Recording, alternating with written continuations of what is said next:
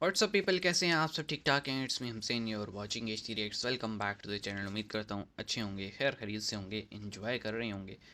और जो टॉपिक है हमारा वो ये है कि INS संधायक, ये न्यू एक इंडियन नेवी का वेसल है जो कि कमीशन हुए। और इसका पर्टिकुलरली जो एरिया होगा जिसमें ये पेट्रोलिंग करने वाला है या जिसमें ये सर्व करने वाला है वो है इंडियन ओशन, और वो भी हमारी साइड वाला, यानी अरेबियन ओशन के साथ साथ। तो देखते हैं जनाब इसमें क्या है ऐसा। और टाइटल ये लिखा हुआ है कि बॉफर्स टॉप और चीता हेलीकॉप्टर से लैस INS संधायक कमीशन। तो देखते हैं ये जनाब बॉफर्स टॉप क्या है। शुरू करते हैं। सब्सक्राइब कर लो, बेल आइकन प्रेस कर लो, नई नई चीज़ें सजेस्ट करो। और आने वाले चंद दिनों में, मतलब 15 दिन के लिए हम छुट्टी करने वाले हैं। मैं जा रहा हूँ, तो 15 दिन तक वीडियोस नहीं होंगी, एडजस्ट कर लेना। शुरू करते हैं 3 2 1 एंड फ्रेंड्स, जय हिंद। हिंदुस्तान स्पेशल में आपका स्वागत है दोस्तों। हेलो। नौसेना को स्वदेशी शार्क मिल गई है जो समुद्र के खतरों से चुटकियों में लड़ेगी। दरअसल नौसेना स्वदेशी के बेड़े में शार्क। शनिवार को INS संध्या को शामिल कर दिया गया।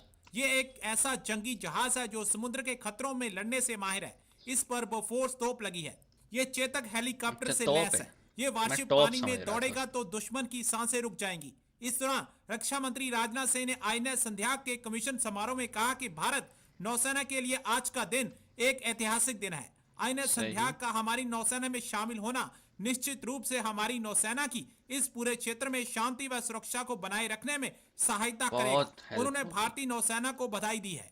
रक्षा मंत्री ने कहा कि मुझे ऐसा लगता है कि INS संध्याक भारत के हिंद प्रशांत क्षेत्र में महाशक्ति की भूमिका को और बल प्रदान करेगा। उन्होंने कहा कि हाल ही में INS इम्फाल के कमीशनिंग समारोह में मैंने कहा था कि जो लोग नापाक INS गतिविधियां कर रहे इम्फाल हैं उन्हें हम सागर तल से भी ढूंढ कर कितने निकालेंगे कमीशन किए और हैं भाई? कठोर कार्रवाई करेंगे। मैं इसे आज फिर दोहराता हूं। INS संधायक भारत के हिंद प्रशांत क्षेत्र में इंडियन ओशन रीजन में महाशक्ति की भूमिका को और ताकत प्रदान करेगा, ऐसा मेरा पक्का विश्वास है।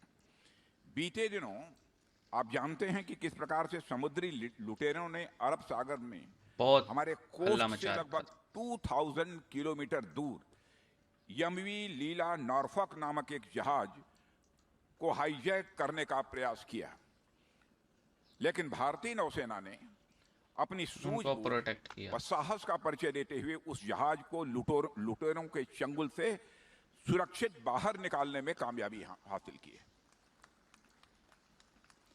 2000 अभी हाल किलोमीटर ही दूर। में INS इम्फाल की कमीशनिंग सेरेमनी थी। उसमें मैंने कहा था कि जो लोग नेफेरियस यानी नापाक एक्टिविटीज, इरादे रखते हैं। नापाक गतिविधियां, नेफेरियस एक्टिविटीज कर रहे हैं, उन्हें हम सागर के तल से भी ढूंढ निकालेंगे और कठोर कार्रवाई करेंगे। उस बात को आज मैं फिर से दोहराता हूं। समुद्र में चोरी, डकैती और तस्करी से जुड़े लोगों को किसी भी सूरत में बर्दाश्त नहीं किया जाएगा। यह नए भारत का एक प्रण है। जी, बर्दाश्त नहीं किया जाएगा। राजनाथ सिंह की आपने बात सुन ली।